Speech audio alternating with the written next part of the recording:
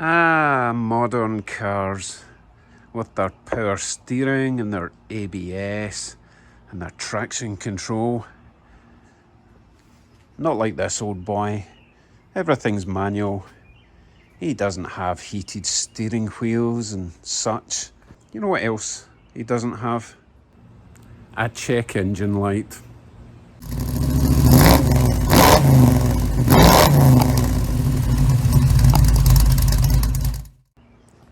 Another day, another engine fault code on the RAM.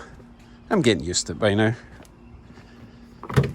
And believe it or not, I'm not actually too worried about this one. Today we have a P1524. Let me show you what a P1524 means. If you do a quick Google for this code, it generally comes up with oil pressure related, and people think, oh no, it's oil pressure sensor. However, if you've been watching any of my videos, you know that I've stripped that engine down and it's got mostly new parts, including a brand new oil pressure sensor. However, if you click on any of these links, read through all the descriptions, the first things it tells you to check are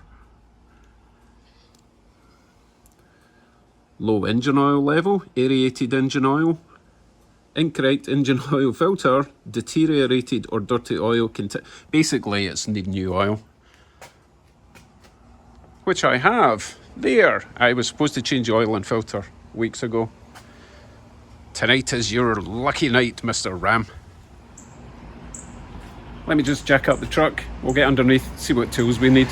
Shouldn't be much. Should be one wrench and oil filter removal tool. That should be it.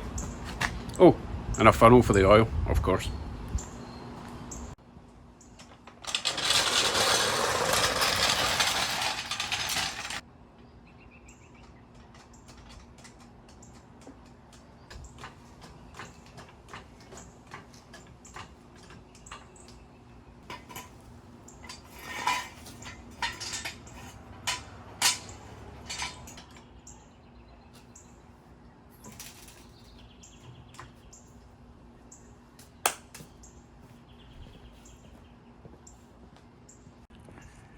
I did a bit of reconnaissance and established that this is the best entry route.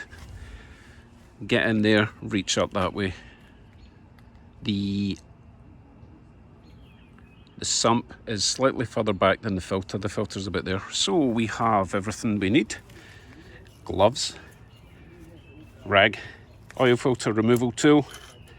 I've already tested it. Judging by my arm, I'm going to need that. Not quite sure, it's either 13 or a 14 millimeter socket or wrench you'll need. It's probably a 14. Everything else in this truck's been like 14, nothing's really been a 13. New filter, I'm going to fill it with oil before I install it, which will help with the circulation when we first start it. So let's get underneath and drain some oil. And of course you're going to want one of these big oil catch trays. And for the first time ever, it's not windy today, which is amazing. Here, guess what? It turns out this is actually a 13, not a 14 like I thought it would be. Typical. This shouldn't be too tight. I replaced this oil when I was doing the engine. Wow, this is quite tight. Oh, are you okay? Did I hit you? Where are we? Okay, let's continue with the mess. So I've just cracked it loose for now, or loose-ish. Before I go any further, I'm going to get my rag at the ready, because you know that stuff goes everywhere. Right, let's proceed. Well, this isn't exactly rocket science, but not everyone's done an oil change. This one seems to have a big washer attached to it, which is odd. But it makes it easier to catch it instead of falling into the bucket. There we go. And the oil's pretty black, but hopefully there won't be any bits of metal coming out of it. Give that a wee clean and it'll be ready to reinstall. Need to check and see if it's got any form of washer, or if this is. No, it is. It's a big rubber washer on the end of this. Yeah. It might not be rubber, it might be like cork or poly something or other. Anyway, it wasn't leaking, so I'm reusing that. So we shall wait for that to drain, put this back in, and then see if we can get the oil filter off. So just so you know where everything is then, that is the engine sump, that is the transmission sump, don't drain that one. And the oil filter is that way and up. But I'll show you that when we get to it. Obviously that's the front of the truck, just to give you an idea of where we are. So that's your filter way up there. Reasonable access, but it's still a wee bit awkward. And I will be dropping oil all over my bare steering rack. But that's okay, that's what cloths are for, right? Okay, let me struggle with that. I'll probably need to use the tool just to loosen it a little bit, then I'll take the rest off by hand and try not to cover myself in oil. But that's why you keep this handy. Right, let me get that off. Well, hopefully. Right, I managed to get the old filter off. However, this was no use. There's just no access to use this. So I used this one instead. This basically loops over the oil filter like that, and then you would use a 1/2 inch wrench ratchet extension that tightens up, grabs onto it, and then it keeps on spinning and magically works. Still made a huge mess under there. Okay, so I will fill this with oil, rub some oil over the new rubber gasket and put it back on, kind of hand tight with a wee nip. Don't use any tools to put these on. And then we can get finished underneath, clean it up, get some fresh oil on the top. A quick observation when you're filling up these oil filters before installation. I've actually filled this like 3 times, or at least that's what I thought, but if you look down there, it actually takes quite a lot of oil to fill it. You need to fill it and then let it seep into all its whatever bits it's saturating, I guess. So as you can see, that looks full, but it will drain down.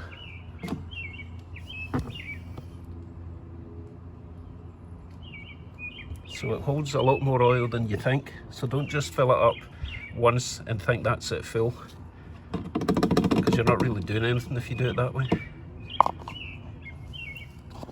I would just keep topping it up until you can put in no more.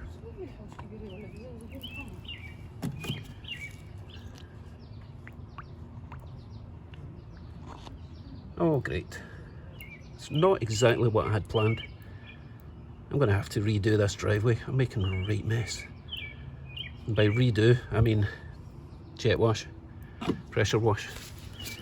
But I guarantee that is still going to drop below the height of the filter. Goodness. Wouldn't be an oil change without a big mess in the driveway, right? Like, you see what I mean?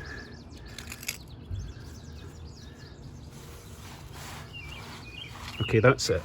I'll maybe put in a wee bit more, but if most of it's going to end up in the driveway, then I'm just wasting money.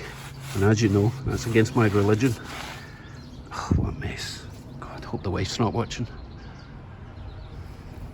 Look how much that's dropping.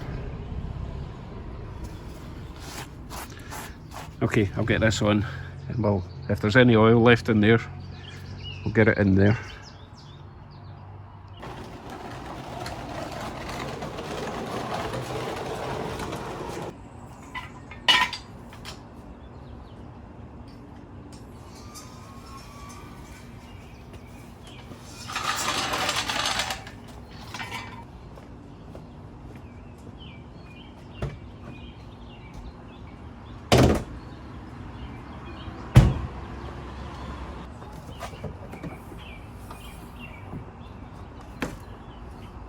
and too short.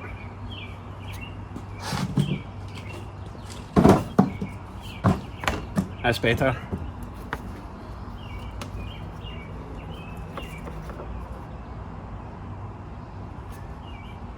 So you're looking for the 710 cap.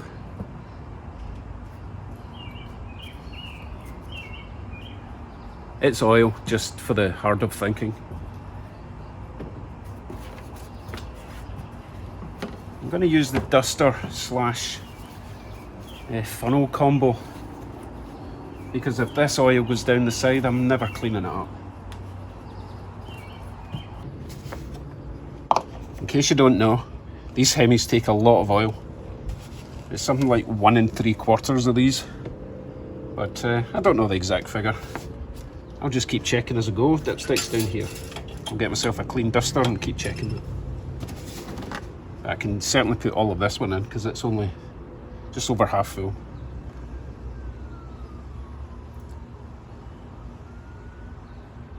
And I'm using platinum, fully synthetic, 100% synthetic.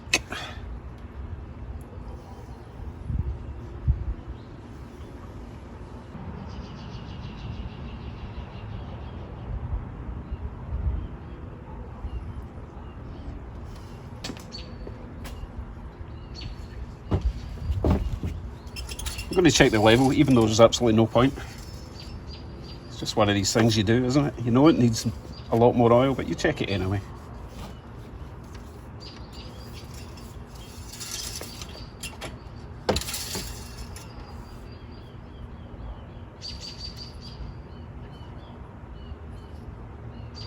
Okay, so it's currently there. It needs to get up to here. Another bottle, please.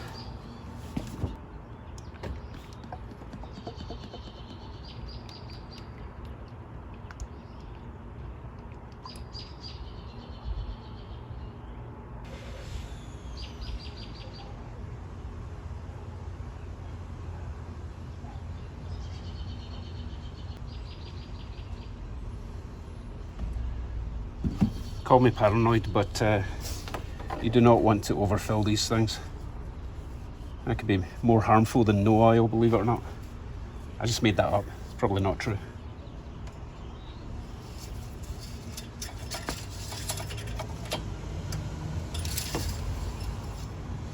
We are at maximum, apparently, but let's face it, it would need to circulate through the engine. And when it's warmer, it's going to grab even more. So I'm not going to put any more in it for now. And I do still have some left to top it up. So I'm going to put the cap back on and go for a drive. Or at least start it up, let it get warm, check it again. That's probably a better idea, right?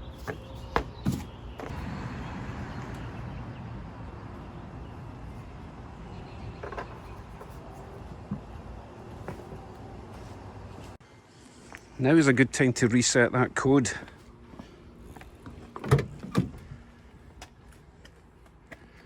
If you don't already know, you plug this into your OBD2, you put your ignition on with the key, obviously, but you don't turn the engine on for the OBD2 tester thingy.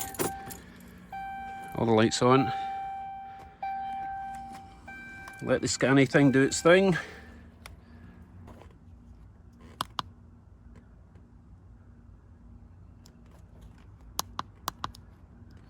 Erase code. Yes. Erase done. So we can switch ignition off and plug your tool. Move your finger out the way. Start it up.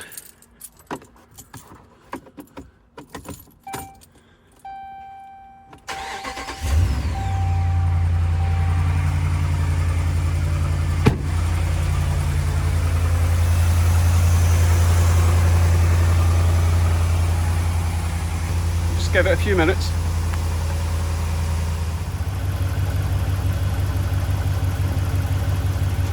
That should do it.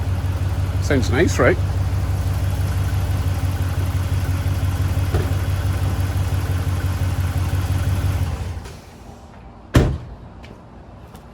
Let's check the level again.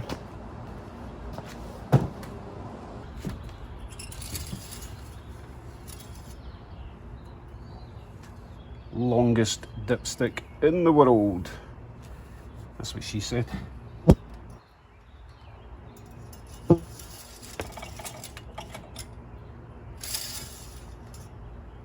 Where are we at?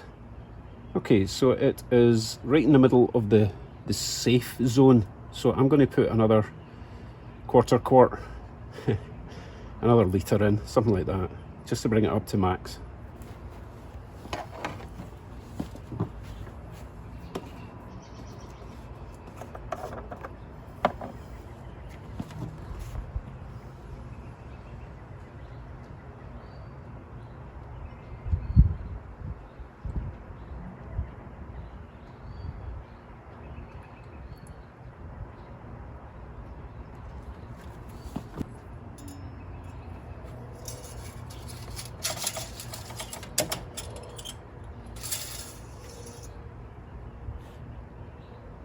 Cool. Right, we're just at max now. So that should do it. I will check it again in a week in case the oil finds its way into other nooks and crannies. But for now, let me go for a drive and see if this cures our engine warning light.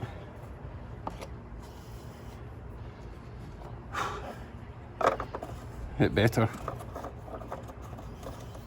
Because I've got another engine warning light after this one to fix.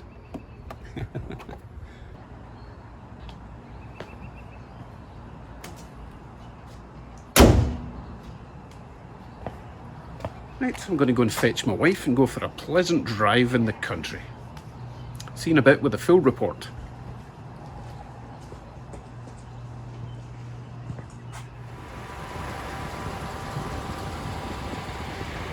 The obligatory Tim Hortons stop. Been driving for about 30 minutes. Pretty sure the engine warning light would have come on by now, so let's see if it's bonged at me while I was in Timmy's.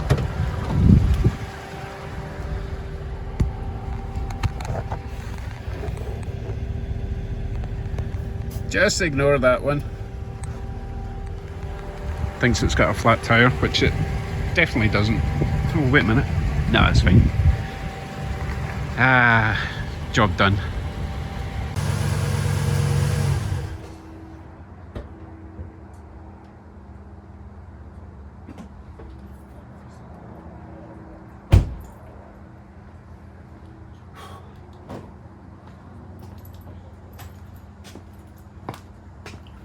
Fantastic. Still didn't come on the way home, so all is good. So it just goes to show, just because it tells you your oil pressure sensor is detecting a problem, doesn't mean it's the sensor that's at fault. The problem is that there's a lack of pressure, strangely enough, which can be caused by thinning oil or thickening oil, or just the wrong type of pressure, you know. Thankfully that's what it turned out to be.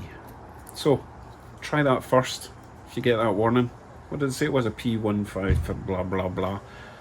Check your oil first. It's the cheapest, simplest solution.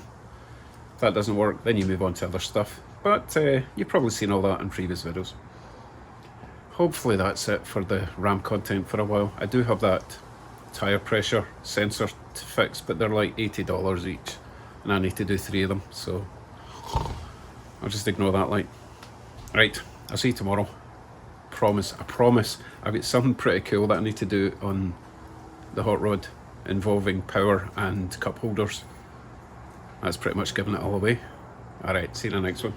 Bye.